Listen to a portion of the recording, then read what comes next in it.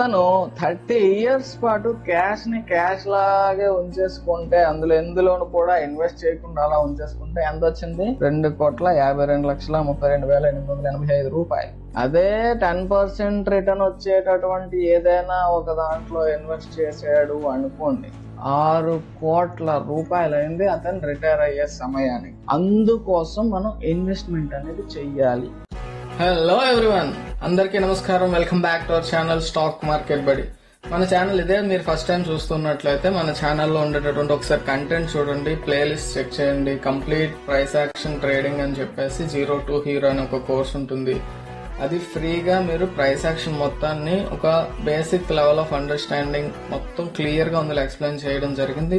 40+ videos ఉంటాయి.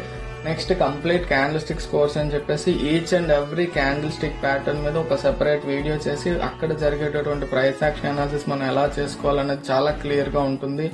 Next must watch videos అని చెప్పేసి ఓవరాల్ ప్రైస్ యాక్షన్ ఎక్స్ప్లెయిన్ చేస్తూ చేయడం జరిగింది. సో ఇంకా నెంబర్ ఆఫ్ ప్లేలిస్ట్ ఉన్నాయి. ఒకసారి మీరు కంటెంట్ చెక్ చేయండి. చెక్ చేసిన తర్వాత ఇదే ఫస్ట్ టైం మన ఛానల్ మీరు వచ్చినట్లయితే సబ్స్క్రైబ్ చేసుకోండి.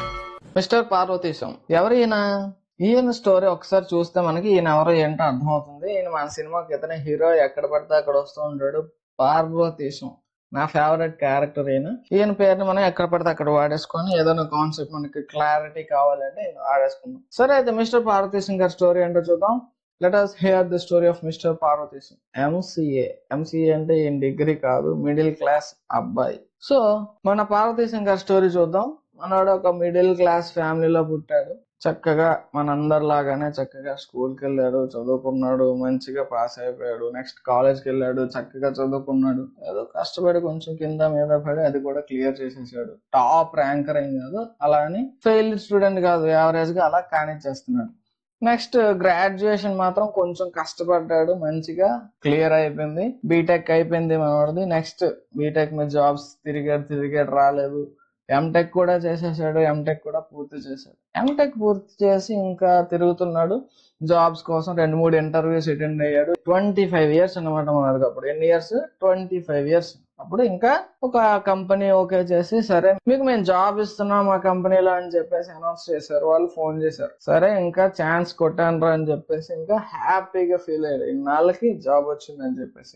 ఓకే, ఇంకా మరి మనోడు జాబ్ వచ్చింది కదా, ఆనందం పట్టలేకపోతున్నాడు. మనోడికి ఇంకా వాళ్ళ తాతగారికి మంచి స్ట్రాంగ్ కనెక్షన్ ఉండదు. తాత నాకు జాబ్ వచ్చిందని చెప్పేసి వాళ్ళ తాతగారి దగ్గరికి వెళ్ళి గట్టిగా పడేసుకుని తాతకి చెప్పారు, సాధించవరా మనోడ మొత్తానికి, ఏదైతే ఏమైందని చెప్పేసి. సరేరా మనోడ పద మనం పార్టీ చేసుకుందాం అని చెప్పేసి తాత మన వాళ్ళిద్దరూ పార్టీ చేసుకుంటున్నారు. పార్టీకి తీసుకెళ్లి అలా సాయంత్రం అలా సరదాగా కూర్చొని మాట్లాడుకుంటున్నారు. ఎవరు? తాత మన వాళ్ళిద్దరు. తాత అంటున్నాడు, అరే మనోడా జాబ్ మొత్తానికి కొట్టావు, కంగ్రాచులేషన్స్, ఎలా అయితే నేను కష్టపడి అనుకున్నది సాధించావు, వెరీ గుడ్ అని చెప్పేసి తెగ పొగిడేస్తున్నాను అనమాట. సరే అయితే ఎంతరా నాన్న నీ శాలరీ అంటే 30,000 తాత నెలకి. ఓకే, 30,000 అంటే నాట్ బ్యాడ్, పర్లేదు అని చెప్పేసి అనుకుంటున్నాడు. ఓకే, అయితే వినరా మనోడా, నేను నీకు కొన్ని విషయాలు చెప్పాలి. నేను కూడా నీలాగే ఒక మంచి జాబ్ లో జాయిన్ అయ్యాను మొదట్లో, నా యూత్ లో ఉండేప్పుడు, నేను నీలా ఉండేటప్పుడు. కాకపోతే ఏం చేశానంటే డబ్బులు దుబారా ఖర్చులు ఎక్కువ పెట్టేసేవాడిని. నాకు జలసాలు చాలా ఎక్కువ మనోడా, విపరీతంగా ఖర్చులు పెట్టేశాను. తీరా చూసుకుంటే డబ్బులు ఎప్పుడు దాచేవాడిని కాదు. ఏ నెల వచ్చింది ఆ నెల ఖర్చు పెట్టేసి ఇంకా రిటైర్మెంట్ సమయానికి నా తల మీద 2 వెంట్రుకలు జేబులో ఆ ఖాళీ పాకెట్స్ తప్ప ఇంకేం మిగలలేదు. వాడు కంపెనీ వాడు ఆ గ్రాట్యుటీ పిఎఫ్ ఏదో ఇచ్చాడంటే అవన్నీ కూడా 5 సంవత్సరాల్లో ఖర్చు అయిపోయినాయి. ఏదో మీ నాన్న మంచోడు కాబట్టి, నేనంటే అభిమానం ఉన్నది కాబట్టి ఇప్పుడు కూడా నన్ను చూస్తున్నాడు. నెక్స్ట్ వచ్చే జనరేషన్స్ ఎలా ఉంటాయో మనకు తెలియదు. సో మనం డబ్బులు దాచుకోవాలరా, లేదంటే మాత్రం ఇబ్బంది పడతాం. నువ్వు ఆ విషయం మాత్రం జాగ్రత్తగా ఆలోచించుకో అని చెప్పేసి తాత మనవాడికి ఎక్స్ప్లెయిన్ చేసాడు మొత్తం అంతా స్టోరీ.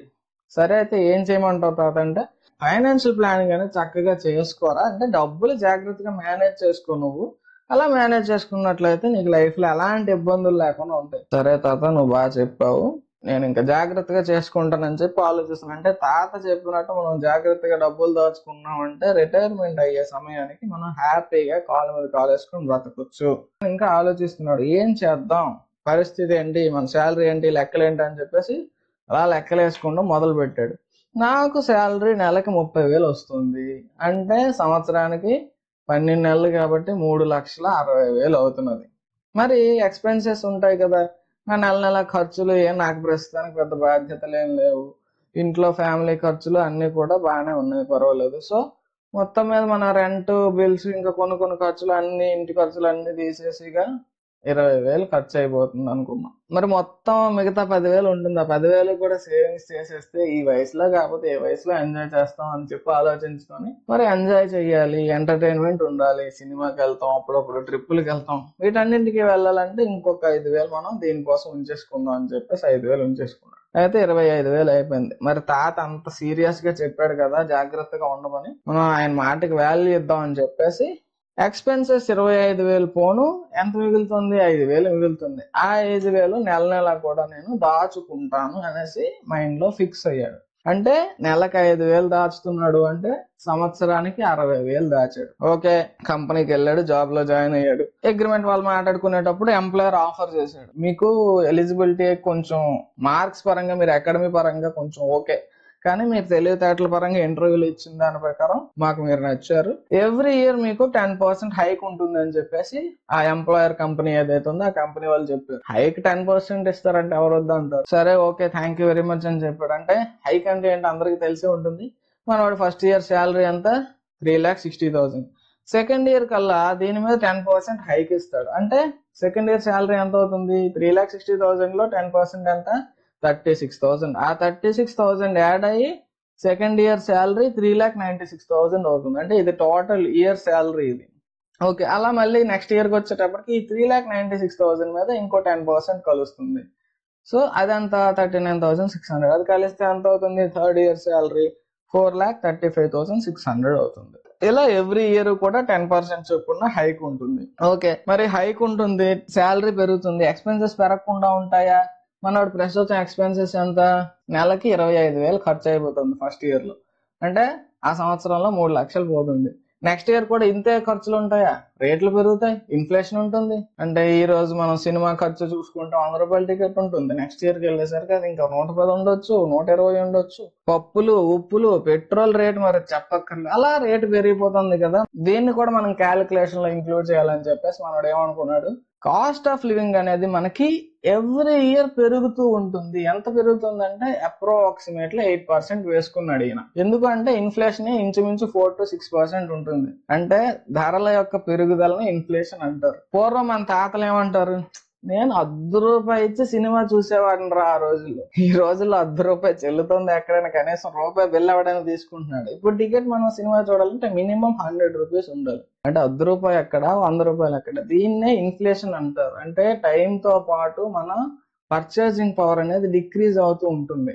అంటే ఏదైనా ఒక వస్తువుని గతంలో ₹100 కొన్నామంటే ఈ రోజు అదే వస్తువు ₹100 రాదు, కనీసం 120, 130 అలా పెరుగుతూ ఉంటుంది దాని వాల్యూ. దీన్నే ఇన్ఫ్లేషన్ అంటారు. సో దాన్ని మనోడు కన్సిడర్ చేసి ఎవ్రీ ఇయర్ 8% నా కాస్ట్ ఆఫ్ లివింగ్ పెరుగుతుంది అని చెప్పేసి లెక్కేసుకున్నాడు. అంటే ఈ ఇయర్ ఎక్స్పెన్సెస్ ఎంత, 3 lakhs అయింది. నెక్స్ట్ ఇయర్ 8% పెరుగుతుంది కదా, అంటే 24,000 పెరుగుతుంది. నెక్స్ట్ ఇయర్ అయ్యే ఖర్చు ఎంత ఉండొచ్చు, 3,24,000 ఉండొచ్చు. ఇలా మనోడు లెక్కలు వేసుకుంటే ఈ టేబుల్ ఇలా చిన్నగా టేబుల్ లో వేసుకున్నాడు. ఫస్ట్ ఇయర్ నా ఇన్కమ్ ఎంత, 3,60,000. సెకండ్ ఇయర్ 10% హైక్ వస్తుంది, 3,96,000. అక్కడ నుంచి మళ్ళీ 10% హైక్ వస్తుంది, ఆ ఇయర్ 4,35,600. ఇలా లెక్కలు వేసుకుంటూ ఉంటున్నాడు. యాన్యువల్ ఎక్స్పెన్సెస్ లో మరి అంతే కదా, ఫస్ట్ ఇయర్ 3 lakhs, తర్వాత 8% కాస్ట్ ఆఫ్ లివింగ్ ఇంక్రీజ్ అవుతుంది. 8% అంటే 24,000 పెరుగుతుంది. అంటే సెకండ్ ఇయర్ 3,24,000. ఆ తర్వాత ఇయర్ ఎక్స్పెన్సెస్ చూసుకున్నట్లయితే 3,49,920. ఇలా క్యాలిక్యులేషన్లు చేసుకున్నాడు. ఫైనల్ గా మనకి ఇక్కడ ఏం అర్థం కావాలి, మనోడు క్యాలిక్యులేషన్ వేసుకున్న తర్వాత ఫైనల్ గా క్యాష్ ప్రతి సంవత్సరం కూడా ఎంతెంతో దాచుకుంటున్నాడు.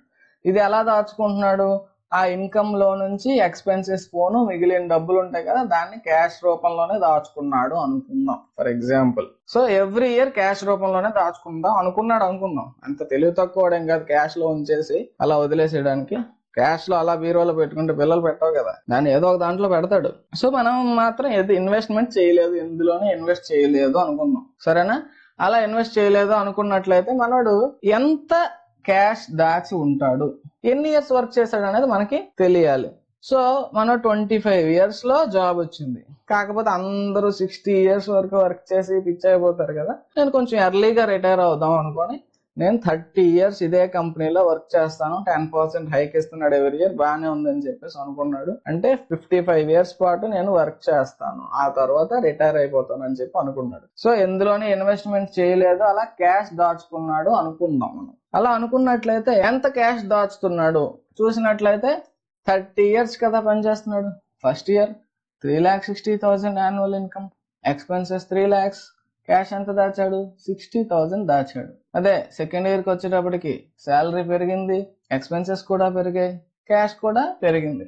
అలా 30 years కూడా ఇన్కమ్ లో నుంచి ఎక్స్పెన్సెస్ పోను, దాచుకున్న డబ్బులు అన్ని కలిపితే మొత్తం 30 years లో అతను దాచుకున్న డబ్బులు అంతా 2,52,32,885. అంటే అక్షరాల 2,50,00,000 సుమారు. అంటే 2.5 కోట్లు దాచుకున్నాడు. ఎన్ని సంవత్సరాల పాటు? 30 సంవత్సరాల పాటు పనిచేసి 2.5 కోట్లు అలా క్యాష్ లో ఉంచేసుకున్నాడు అనుకుంటే. ఒకవేళ దీన్ని ఇన్వెస్ట్ చేసుంటే ఎందులోనైనా, ఇన్వెస్ట్మెంట్ అంటే ఏంటి?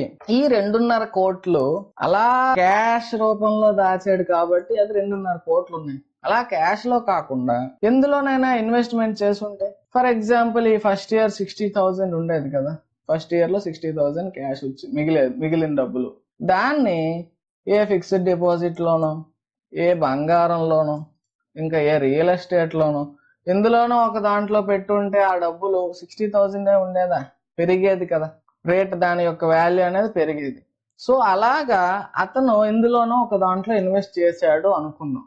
ఫర్ ఎగ్జాంపుల్ ఏదో ఒక దాంట్లో ఇన్వెస్ట్ చేశాడు, అది 10% రిటర్న్ ఇచ్చేది, అంటే ఎవ్రీ ఇయర్ 10% పెరుగుతుంది అనమాట. అది అలా చూసుకున్నట్లయితే ఈ 60,000 ఉంది కదా, ఆ 60,000 ని 10% చొప్పున ఇన్వెస్ట్ చేశాడు అనుకుంటే, ఫస్ట్ ఇయర్ లో ఆ 60,000 ఇన్వెస్ట్ చేస్తే దాని మీద ఎంత రిటర్న్ వస్తుంది? 10% రాసుకోండి. అంటే 6,000 రూపీస్ అనేది దాని మీద మనకి ఇంట్రెస్ట్ వచ్చింది, రిటర్న్ వచ్చింది. సెకండ్ ఇయర్ కి ఇది కూడా ఇందులోనే ఉంటుంది, మరి విత్డ్రా చేయట్లేదు బయటికి మనవాడు, అందులోనే ఉంచేస్తున్నాడు. అంటే 30 years కూడా. సెకండ్ ఇయర్ 66,000 అవుతుంది, దాని మీద 10%, దాని మీద 10% ఎంత? 6,600. అది థర్డ్ ఇయర్ కి ఎంత అవుతుంది? 72,600 అవుతుంది. అంటే ఈ రెండు కలిపేసుకుంది, దీనికి యాడ్ అవుతుంది ప్రిన్సిపల్, ఇంట్రెస్ట్ కలుస్తుంది. మళ్ళీ దీని మీద 10%, అలా 30 years పాటు ఉంచాడు. అలాగే మళ్ళీ నెక్స్ట్ సెకండ్ ఇయర్ లో మిగిలింది ఎంత? 72,000. ఈ 72,000 అలాగా రిటైర్ అయ్యే వరకు, అంటే అప్పుడు 29 years పాటు ఆ అమౌంట్ ఉంచాడు. అలా మనం ఇన్వెస్ట్మెంట్ ఉంచాడు అని చూసుకున్నట్లయితే దాని యొక్క రిటర్న్ క్యాలిక్యులేట్ చేస్తే ఎంత ఉండొచ్చు? ఇక్కడ మీరు చూడండి, ఫస్ట్ ఇయర్ 60,000 దాచాడు కదా, అది 30 years అయ్యాక లాస్ట్ లో ఎండింగ్ లో ఎంత అయింది? 9,51,786. అంటే 9.5 లక్షలు అయింది. ఏది? ఆ 60,000 ఏదైతే ఫస్ట్ ఇయర్ లో నెల 5,000 దాచి అది ఇన్వెస్ట్ చేసి వదిలేసాడో 30 సంవత్సరాలకి, అది ఎంత అయింది? 9.5 లక్షలు అయింది. సెకండ్ ఇయర్ 72,000 క్యాష్ గా దాచుకున్నది, అది ఒకవేళ ఇన్వెస్ట్ చేస్తుంటే 30 years అయ్యేసరికి అతను రిటైర్ అయ్యే సమయానికి ఎంత అయ్యి ఉండేది? 10.38 లక్షలు. అంటే 10,38,000. అలాగా చూసుకున్నట్లయితే టోటల్ గా 30 years వచ్చినటువంటి క్యాష్ లో ఉంచుకోకుండా మొత్తాన్ని ఏ ఇయర్ ఆ ఇయర్ ఇన్వెస్ట్ చేసేసుకున్నట్లు అతను రిటైర్మెంట్ అయ్యే సమయానికి 6 కోట్ల రూపాయలు అయింది. అది చూసారా ఎంత అయింది? అక్షరాల 6,05,20,223 రూపాయలు. అదే క్యాష్ రూపంలో మాత్రమే ఉంచేసుకుంటే 2,52,00,000 సుమారు. సో క్యాష్ లో ఉంచుకుంటే ఇన్వెస్ట్మెంట్ చేయకుండా 2.5 కోట్లు, అదే ఇన్వెస్ట్మెంట్ చేస్తే 6 కోట్ల రూపాయలు అయింది. ఎంత తేడా చూసారు కదా, 3.5 కోట్లు తేడా. సో అదే ఒకవేళ అతను క్యాష్ రూపంలోనే ఉంచేసుకున్నట్లయితే, ఎందులో ఇన్వెస్ట్మెంట్ చేసుకోకుండా 2.5 కోట్లు అనేది ఒక 10 సంవత్సరాల్లో ఖర్చు అయిపోతాయి. అంటే మనవాడు 55 years కి రిటైర్మెంట్ ప్లాన్ చేసుకున్నాడు, 10 సంవత్సరాలు ఖర్చు అయిపోతే 65 సంవత్సరాల కల్లా అతను ఆ డబ్బులన్నీ ఖర్చు అయిపోయి మళ్ళీ ఖాళీ. అదే ఒకవేళ ఇన్వెస్ట్మెంట్ చేసుకున్నాడు అనుకోండి 6 కోట్లు, అంటే ఇంచుమించు ఇంకో 30 సంవత్సరాలు బతకొచ్చు. అంటే 85 సంవత్సరం వచ్చిన వరకు కూడా అతను హ్యాపీగా బతకచ్చు. సో ఈ రకంగా మనం ఇన్వెస్ట్మెంట్ అనేది చేసుకోవాలి. ఇన్వెస్ట్మెంట్ ఎందుకు చేసుకోవాలనేది అర్థమైంది కదా. దీన్నే మనం గ్రాఫికల్ రిప్రజెంటేషన్ లో చూసుకున్నట్లయితే, గ్రాఫ్ చూడండి, అతను 30 years పాటు క్యాష్ ని క్యాష్ లాగే ఉంచేసుకుంటే, అందులోను కూడా ఇన్వెస్ట్ చేయకుండా అలా ఉంచేసుకుంటే ఎంత వచ్చింది? 2,52,32,885 రూపాయలు, అంటే 2.5 కోట్లు సింపుల్ గా చెప్పుకోవాలంటే. అదే 10% రిటర్న్ వచ్చేటటువంటి ఏదైనా ఒక దాంట్లో ఇన్వెస్ట్ చేసాడు అనుకోండి, అంటే ఏ ఇయర్ దాచిన డబ్బులు ఆ ఇయర్ ఇన్వెస్ట్మెంట్ చేసేసాడు, first year, second year, third year, అలా క్యాష్ లో ఉంచుకోకుండా 10% రిటర్న్ వచ్చే దాంట్లో ఎందులోనైనా సరే ఇన్వెస్ట్ చేస్తే అది ఎలా అయింది, ఎంత అయింది, 6 కోట్ల రూపాయలు అయింది అతను రిటైర్ అయ్యే సమయానికి. అందుకోసం మనం ఇన్వెస్ట్మెంట్ అనేది చెయ్యాలి. అర్థమైందా? ఇది జస్ట్ మనం సింపుల్ గా చూసుకున్నట్లయితే ఒక మిడిల్ క్లాస్ లో ఉండేటటువంటి అబ్బాయి మన ఎంసీఏ పార్వతీశం గారు సింపుల్ ప్లానింగ్ తో అతనికి వచ్చే 30,000 జీతంతో స్టార్ట్ అయినది ఆ ఉద్యోగం నుంచి, ఆ ఉద్యోగంలోనే ఉంటూ చేసుకుని తన రిటైర్మెంట్ ని ప్లాన్ చేసుకుంటే ఇలా ఉంది. కొంతమంది ఇంతకంటే మంచి ఉద్యోగాల్లో ఉన్న వాళ్ళు ఉంటారు, మరి అలాంటి వాళ్ళకి ఎంత అమౌంట్ రావచ్చు మనం ఇన్వెస్ట్మెంట్ చేస్తూ ఉంటే. సో ఇన్వెస్ట్మెంట్ చేయకుండా మనం ఖాళీగా మనీని వదిలేస్తున్నాం అంటే మనం ఎంత నష్టపోతున్నాం అనేది ఆలోచించుకోండి. సో అందువల్ల ఏం చేయాలి, మనం ఇన్వెస్ట్మెంట్ అనేది చెయ్యాలి. మరి ఎందులో ఇన్వెస్ట్మెంట్ చేయాలి నెక్స్ట్ వీడియోలో చూద్దాం. Let us meet in the next video. Thank you very much. Friends, మనం 15K సబ్స్క్రైబర్స్ రీచ్ అయిన సందర్భంగా మనం 15K సెలబ్రేట్ చేసుకుంటే మాస్టర్ ట్రేడర్ కోర్స్ ని మనం లైఫ్ టైం యాక్సెస్ తో లాంచ్ చేస్తున్నాం. సో ఇది ప్రెసెంట్ 99 days కి ఉంది. ఆ 99 days కోర్స్ అనేది 1500 ఉంది, మీ అందరికీ తెలుసు. దీన్ని మనం లైఫ్ టైం యాక్సెస్ 6000 ఉంటుంది price. But present 15K reach అయిన సందర్భంగా 6000 కాకుండా 1500K మనం ఇస్తున్నాం. ఇది ఓన్లీ లిమిటెడ్ టైం ఆఫర్ అండి. ఎవరైనా యూజ్ చేసుకోవాలనుకున్నట్లయితే యూజ్ చేసుకోవచ్చు. యాప్లో పేమెంట్ చేసుకోవచ్చు, లేదా యూపీఐ ఐడి ఏదైతే మీకు స్క్రీన్ మీద కనిపిస్తుందో దానికి పేమెంట్ చేసి నాకు ఈ వాట్సాప్ నెంబర్లో స్క్రీన్ షాట్ పంపించండి. సో ఎవరికైతే అవసరం ఉంది ఖచ్చితంగా అనుకుంటున్నారో వాళ్ళు as soon as possible use చేసుకోండి. ఓకేనా? So that's all for today. Next వీడియోలో కలుసుకుందాం. అంతవరకు టేక్ కేర్, బాయ్ బాయ్, జై హింద్.